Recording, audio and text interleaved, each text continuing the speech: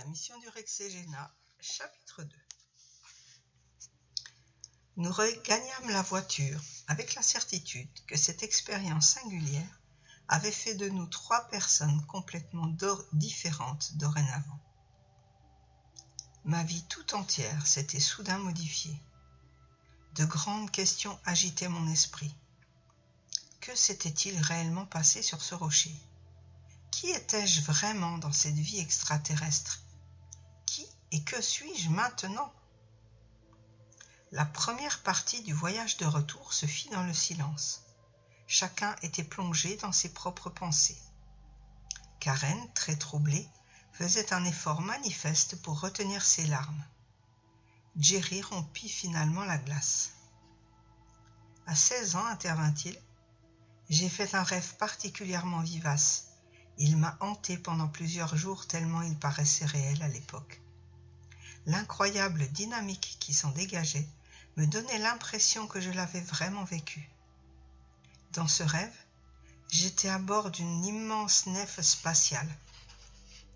C'était un vaisseau-mère en orbite autour d'une planète bleue et verte. Tout dans l'engin répandait un brillant éclat, et particulièrement les uniformes. L'activité du personnel de bord était intense. De nombreuses lumières de couleurs clignotaient et des cloches sonnaient. Il régnait une atmosphère d'urgence dans cette scène où chacun exécutait son travail dans une grande précipitation. C'est par les yeux d'un membre de l'équipage que j'assistais à ce spectacle. Un grave événement était sur le point de se produire, et ma seule préoccupation, mon angoisse en tant que passager à bord du vaisseau, était de parvenir à rassembler ma famille auprès de moi. Puis la vision se modifia. J'étais à présent à bord d'un engin plus petit s'échappant du vaisseau-mère. Un regard par le hublot me révéla la planète vers laquelle nous nous dirigions, mais aussi la perspective du bâtiment que nous venions de quitter. Ce dernier était un gigantesque engin en forme de champignon argenté. Des centaines de petits appareils s'échappaient de son sein. Mon épouse était à bord de l'un d'eux. Tous avaient le même objectif, s'enfuir aussi vite que possible. Tout à coup, une lumière aveuglante embrasa le ciel et simultanément le gigantesque astronef explosa. C'est alors que je m'éveillai de ce rêve. Ce soir, à Whale Rock, j'ai revécu cet événement onirique et j'ai eu la vision de sa suite. Le petit astronef, endommagé par la déflagration, s'éloignait à toute allure pour aller se mettre à l'abri. Frénétiquement, je faisais de mon mieux pour tenter de contrôler la situation, mais la planète se dirigeait vers nous à grande vitesse. Je revis sa surface bleue et verte. C'était d'un contraste saisissant avec la panique qui s'était emparée de mon cœur. Puis, sous mes yeux, apparut une petite baie aux eaux cristallines. Je luttais pour me concentrer et faire atterrir mon appareil en douceur sur le rivage. Malgré toutes mes tentatives, je ne parvenais pas à ralentir autant qu'il l'aurait fallu et nous percutâmes l'eau avec une grande violence. C'est alors que derrière moi, la cloison étanche s'effondra, me clouant au panneau de contrôle. L'eau s'engouffra rapidement par l'énorme brèche qui s'était formée sur le flanc de l'engin. Plusieurs personnes tentèrent de me désincarcérer sans tenir compte de mes injonctions à tous de sortir immédiatement. La pression de l'eau les refoulait.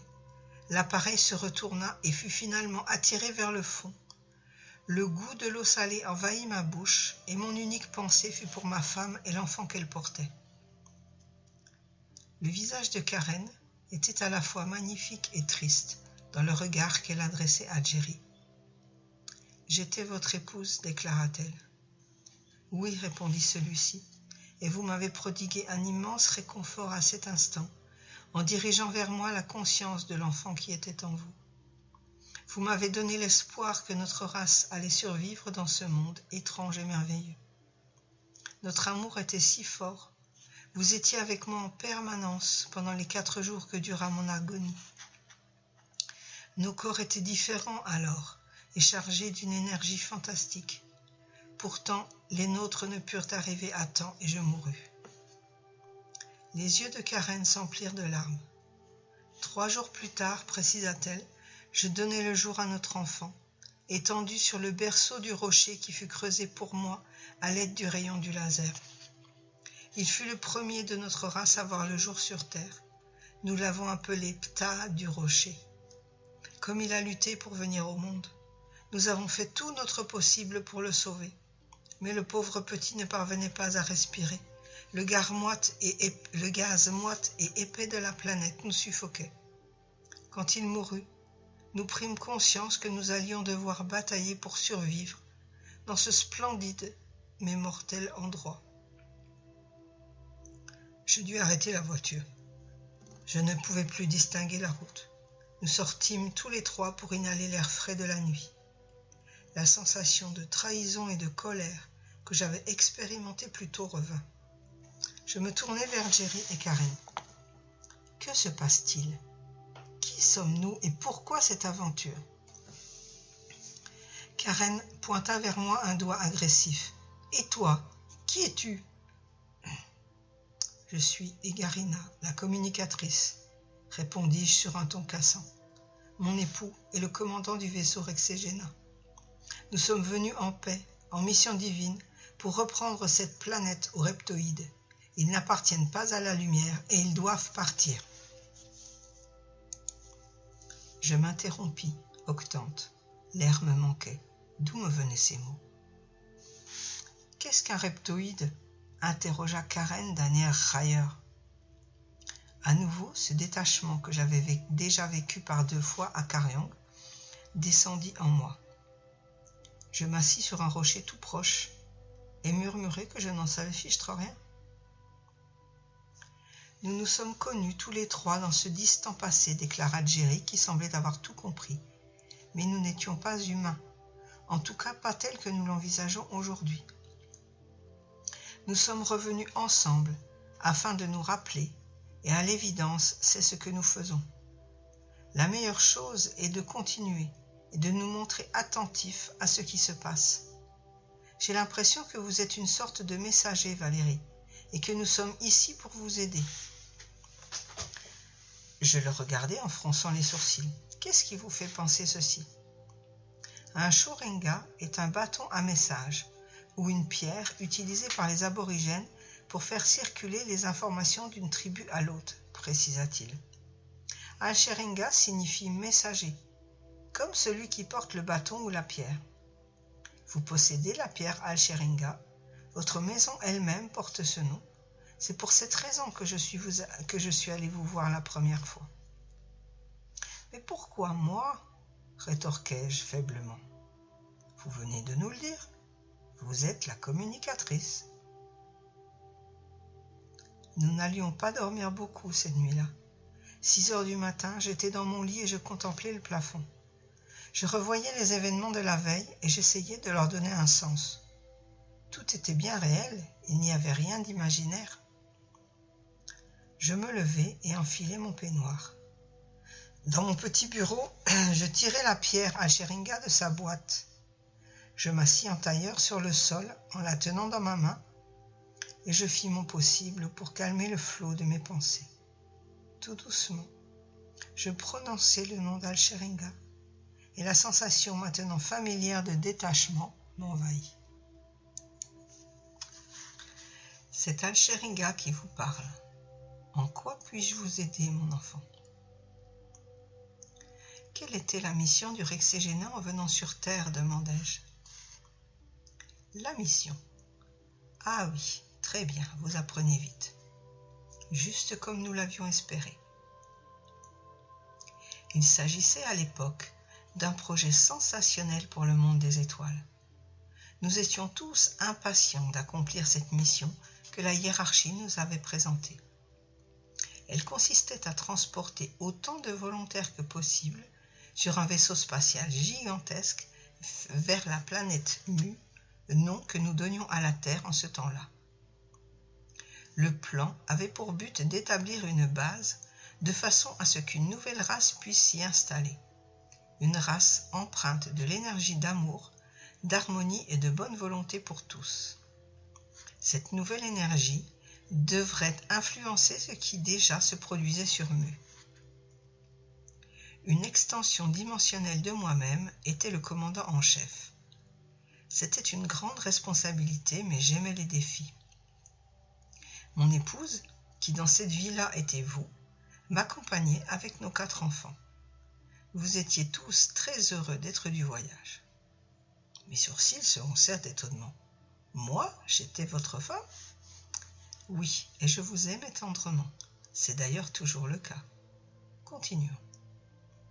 Dans une ambiance de joie et d'excitation, le Rexégéna partit de la 8e étoile de la constellation des Pléiades, avec à son bord 50 000 personnes originaires de différents points de la galaxie. Nous étions tous impatients de faire connaissance. L'endroit de la Voie lactée vers lequel nous nous dirigions était occupé par des races différentes de la nôtre. Divers systèmes de croyances règnent toujours dans les mondes des étoiles, tout comme c'est le cas sur la Terre. La tâche de notre mission consistait à transformer ces schémas, non par la force, mais par l'influence de l'énergie d'amour, de telle sorte que ces êtres en arrivent à faire l'expérience de la lumière du cristal. Ainsi, ces races parviendraient à comprendre et à connaître la compassion et le sentiment de l'échange avec les races qui, elles, provenaient de l'amour, de la lumière et de la joie. Mais allons vers une époque plus ancienne encore. Il vous sera plus facile d'appréhender ce qui s'est produit. 10 milliards d'années plus tôt, la planète elle-même avait connu un développement qui en faisait un endroit approprié pour la hiérarchie dont nous émanions. En ce temps-là, la surface de la Terre était plane et sans vie. Nous envisagions d'en faire le jardin d'Éden. Le mot Éden trouve son origine dans un son qui traverse la molécule et l'atome pour créer la forme. Le projet réclamait donc certaines modifications du relief de la croûte terrestre. Des comètes et des météores reçurent alors l'autorisation de heurter sa surface afin d'en remodeler l'aspect. Finalement, on assista à un échange gazeux et l'eau fut introduite sur la planète. Grâce à celle-ci et à l'aide de la hiérarchie, des entités purent y prendre place et s'y développer. De nombreuses semences furent ensuite introduites et nous envoyâmes des spores spécifiques afin qu'elles croissent et se répandent. Les changements qui survinrent incitèrent ces éléments et ces substances à créer des formes de vie variées. Cela se passait des millions d'années avant le voyage du Rexégéna. Il y eut alors des marques d'intérêt de la part de différentes cultures dans tout le cosmos, et en particulier des extraterrestres qui existaient déjà dans cette partie de la galaxie. Ils se mirent à aller et venir, faisant preuve d'une curiosité grandissante pour la Terre. Leur hiérarchie fonctionnait sur le pouvoir et l'intérêt individuel. Ces êtres, s'ils œuvraient bien avec les énergies de lumière, ne possédaient pas celles de l'amour et de la compassion. Il s'agissait des reptoïdes, et ainsi que leur nom le suggère, ils étaient reptiliens. Nous le répétons, ils avaient la connaissance de la lumière et l'intelligence correspondante, mais ils ne comprenaient pas l'amour, car celui-ci ne s'intégrait pas à leur structure. D'autres races furent élaborées de ce côté de la Voie lactée, incluant les dinoïdes. En l'absence d'amour, des dissensions finirent par s'élever, aboutissant à des compétitions et des guerres. En ces temps reculés, on assistait à de semblables événements en de nombreux points de l'univers. Ces ethnies, il est important que vous le compreniez, avaient été créées par d'autres, lesquels avaient également tourné le dos à la lumière de l'un. Les êtres des royaumes angéliques, qui travaillaient à la création du jardin d'Éden, émanaient quant à eux des Elohim. Certains d'entre eux se retrouvèrent piégés dans ce qui se déroulait sur Terre et s'inquiétèrent des visites répétées des races reptoïdes et dinoïdes qui s'acharnaient à revendiquer la planète pour eux-mêmes. Si ces deux espèces étaient très différentes, une similarité dans leur nature leur permettait malgré tout de coexister tant bien que mal sur la Terre. Leurs aptitudes en génétique aboutirent à de nouvelles créations. Regardez de face n'importe quelle grenouille actuelle, vous verrez le visage original du dinoïde. Les deux races commencèrent donc à collaborer et à concevoir, tout cela dans une sorte de compétition qui leur plaisait beaucoup. Bien que le dinosaure porte un nom d'influence dinoïde, il est en vérité une création des deux races. Produit d'un défi, les dinosaures devinrent plus grands et plus féroces. Avec l'augmentation de leur taille, les dents apparurent, les rendant aussi plus dangereux. Les animaux faisant l'objet d'hybridation continuelle se multiplièrent d'une façon spectaculaire. En de nombreux endroits de la Terre, la végétation rapidement dévorée laissa la place à des paysages désertiques. Les restes et les squelettes de toutes ces créatures encombrant les espaces, il s'avéra nécessaire de trouver une solution afin que ces matériaux retournent à la Terre.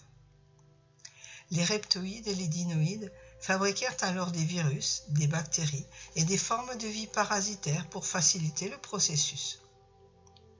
Des millions et des millions d'années s'écoulèrent de cette manière. D'autres visiteurs arrivèrent de diverses galaxies, effectuant des séjours limités en raison de l'hostilité d'un tel environnement. La Terre était envahie par les créations reptoïdes et dinoïdes, ce qui ne s'insérait pas dans le plan Elohim. Force était donc d'envisager une solution pour venir à bout de ces inventions, et ce fut bien plus difficile qu'on aurait pu le croire. Les Elohim décidèrent d'intervenir. Ils envoyèrent sur la planète des êtres qui changèrent de forme et entrèrent dans les eaux pour devenir ce que vous connaissez sous le nom de baleines. C'est sous cet aspect que les premiers mammifères arrivèrent sur Terre. Ils furent d'ailleurs les seuls du genre pendant très longtemps. Les baleines, capables de maintenir la lumière et le plan divin dans leur conscience, aidèrent les Elohim à poursuivre leurs tâches et leur influence, alors même que les reptoïdes et les dinoïdes s'activaient à mener à bien leurs propres desseins. La forme de la baleine se mouvant dans l'eau n'interférait en rien ce que faisaient ces derniers sur le sol, et tout le monde vivait dans une raisonnable harmonie. Les reptoïdes et les dinoïdes n'étaient pas conscients que les Elohim travaillaient par l'intermédiaire des cétacés. Un accord tacite autorisait donc deux développements parallèles sur Terre. Ceux qui venaient avec amour et lumière étaient les messagers d'un schéma plus vaste, pouvant être utilisé comme une charte destinée à influencer les entités évoluant dans l'obscurité de ce côté-ci de la galaxie. Des événements programmés dans le but d'apporter des changements majeurs finiraient par autoriser la mission du Rexégéna. Et quand le Rexégéna vient-il sur Terre, demandai-je? Il y a un peu plus de 900 000 ans. 900 000 ans, c'est très ancien, remarquai-je. Pas pour les mondes stellaires. Quelqu'un va venir vous rendre visite. Mais je n'attends personne, dis-je au moment où le téléphone sonnait. Je répondis, c'était une voix de femme. Valérie, mon nom est Pamela Godard. Je suis venue vous voir il y a environ 1 an. Il se peut que vous ne vous en souveniez pas, mais je reçois des messages insistants m'enjoignant de vous appeler et je ne sais pas pourquoi. Oui, je me rappelle, répondis-je sidéré. J'attrapais mon répertoire et je retrouvais son nom. En regard, j'avais à noter que Pamela était clairvoyante. Ma bouche prononça presque mécaniquement. Peut-être devrions-nous nous voir prochainement? Très bien, lança-t-elle. Je peux être chez vous à 2 heures précises, d'accord? Pourquoi pas? À tout à l'heure. Je rapprochai. C'est de Pamela Godard que vous me parliez, Chérina? En effet. La voiture de Pamela apparut sur le petit chemin à 2 heures juste. Mon œil s'attarda un instant sur l'horloge de la cuisine et je notai sa ponctualité. À l'instant précis où la grande aiguille atteignait le 12, le téléphone sonna. C'était mon amie Rachel. Je faisais de mon mieux pour l'aider à sortir d'une crise. De deux choses l'une. Ou bien elle était dépassée par ses expériences médiumniques, ou bien elle allait réellement très mal. Le timbre de la porte retentit. Je reconnus Pamela immédiatement et l'invita à passer au salon pendant que je finissais ma conversation téléphonique. Mon amie à l'appareil parlait toujours, comme si je ne l'avais pas quittée. Confuse et incertaine, elle était obsédée par l'impression que nous avions toutes les deux une grosse histoire karmique et elle souhaitait absolument me voir.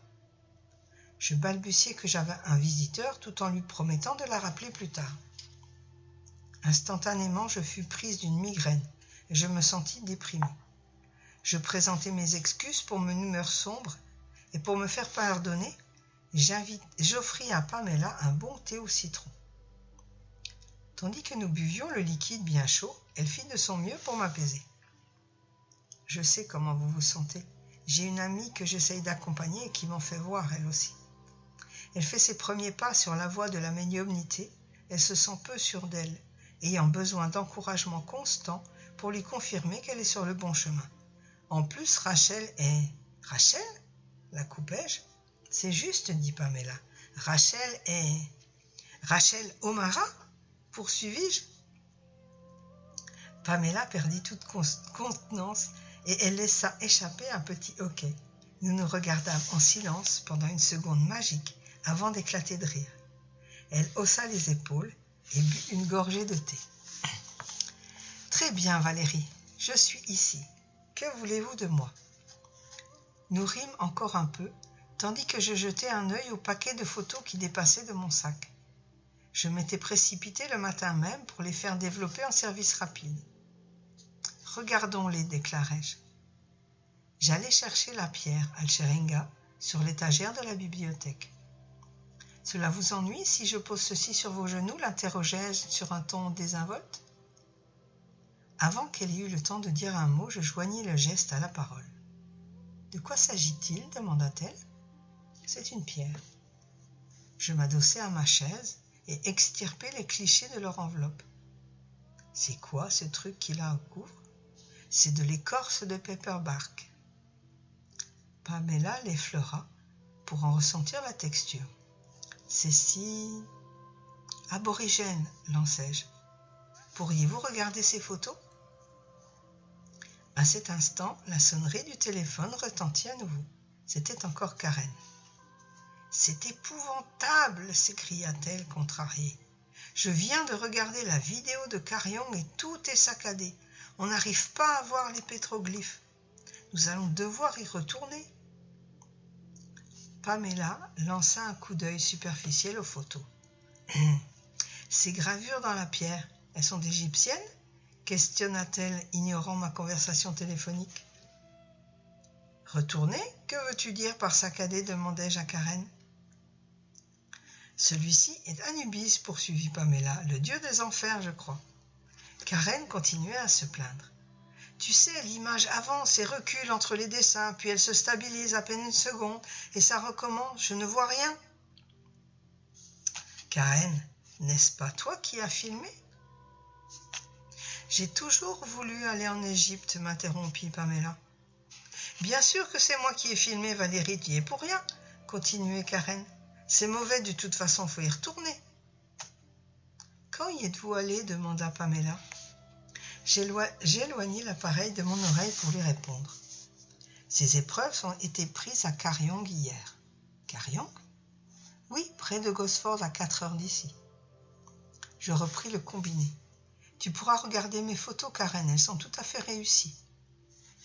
Mon mari entra dans la pièce et se présenta à Pamela. Karen sembla se calmer.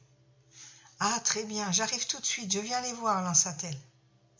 Karen, je ne peux pas te recevoir maintenant, j'ai quelqu'un chez moi. Reportons plutôt à demain. Demain ? Dans ce cas, nous ferions mieux de retourner à Karyong. Sérieusement, tu veux retourner à Karyong ? Oui. Mon époux me regardait incrédule. Tu repars à Karyong, vraiment ? Oh, est-ce que je peux aller avec vous ? intervint Pamela. Bon, si vous voulez. John sortit de la pièce en haussant les épaules. Fantastique, jubila Karen, qui prit ma réponse à Pamela pour elle. Je serai là à 5 heures demain matin, il faut partir tôt. À demain. Puis elle raccrocha, avant même que je n'ai eu le temps de donner mon avis. Pamela détailla les photos avec une curiosité accrue. Les symboles sur ces photos ont l'air très réels, remarqua-t-elle. Ils le sont, précisai-je en prenant place à côté d'elle. Regardez-les attentivement. Voyez s'il y a quoi que ce soit qui résonne en vous, quelque chose que vous reconnaissiez. Elle se mit à les inspecter. Dans un premier temps, elle n'eut aucune réaction, passant de l'une à l'autre, lentement, observant soigneusement chacune d'entre elles. Soudain, elle en prit une qu'elle fixa.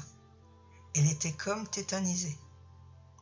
Son visage se transforma, tandis qu'une larme glissait lentement le long de sa joue jusque sur la photo. Elle ferma les yeux et une expression d'horreur envahit ses traits.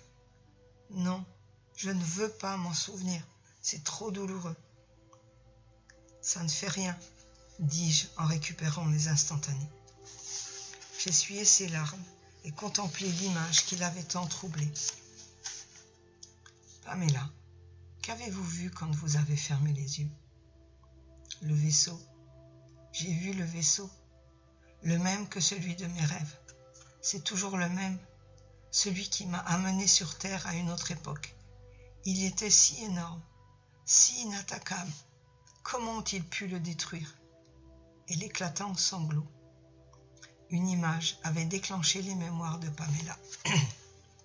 « J'ai moi aussi des mémoires similaires, précisai-je, et je connais d'autres personnes pour qui c'est également le cas. »« Que m'arrive-t-il » se lamenta-t-elle en essuyant ses yeux.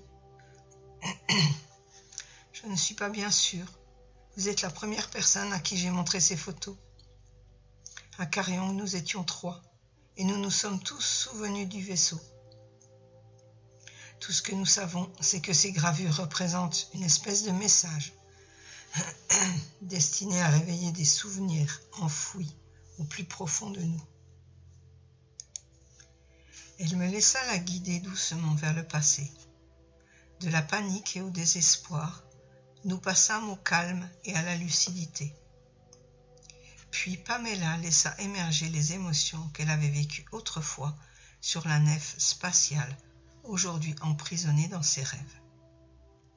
« Ma vision me montre comme prise au piège sur la terre de l'époque, déclara-t-elle.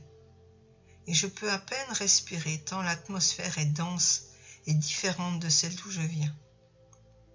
J'ai accompagné ma famille dans cette aventure comme elle le voulait, et maintenant ils sont tous morts. Que fais-je dans cet endroit abominable?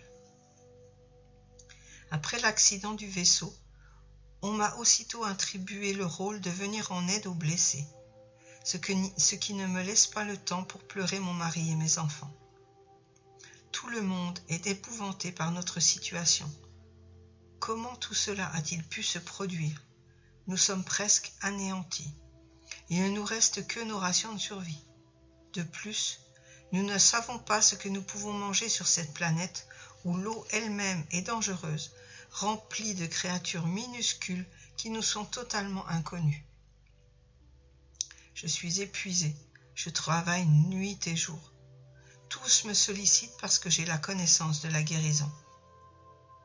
Maintenant, c'est le soir et je suis près de l'eau. Quand le soleil est caché, nous pouvons sortir à l'air libre. En ce moment, je me vois me promener seule. C'est une tâche énorme que de guérir et de réparer les corps.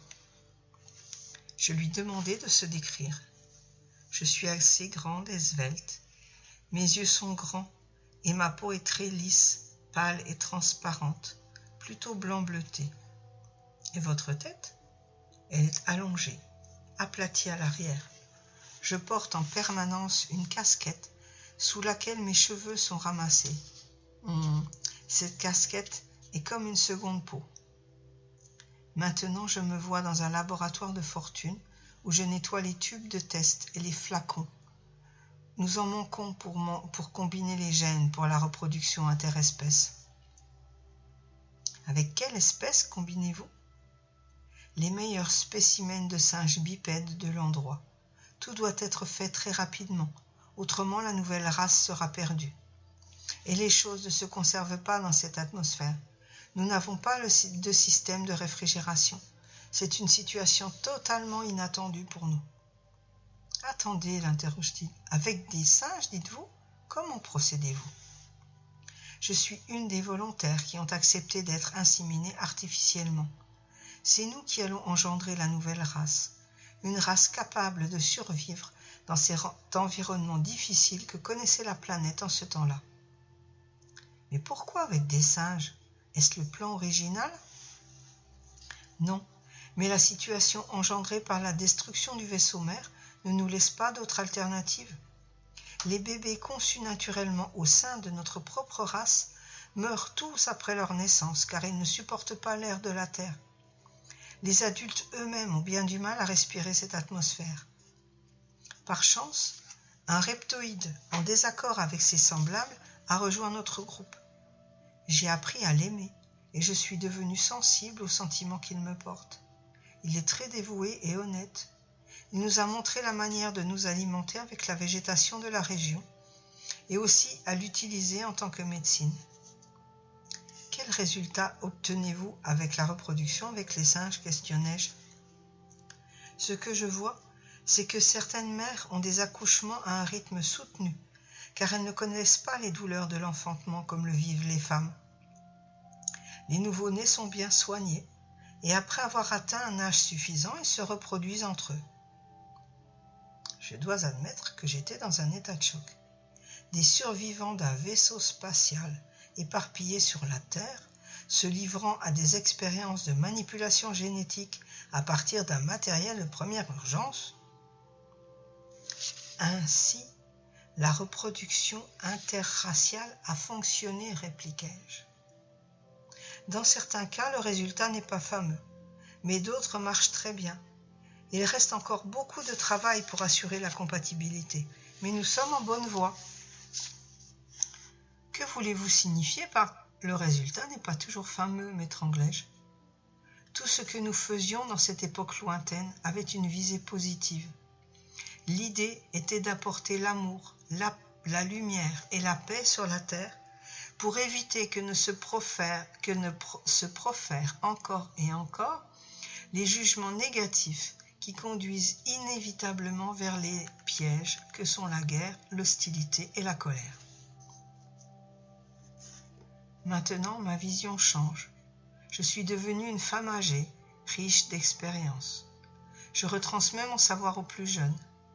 Je sais que jamais je ne reverrai ma planète d'origine. Cette privation m'est douloureuse, c'est terrible. Je l'ai enfouie tout au fond de moi, si profond. Ce refus a influencé toutes mes vies par la suite. Voilà l'explication de mes nombreuses existences de solitude. Plutôt que d'accepter cette douleur pour la dépasser, j'ai préféré vivre isolée comme une nonne, par peur de laisser affleurer mes émotions. Peur encore présente dans ma vie actuelle. Pamela ouvrit les yeux et les larmes recommencèrent à couler. Elle posa sa tête sur mon épaule, laissant libre cours à tout ce chagrin si longtemps retenu.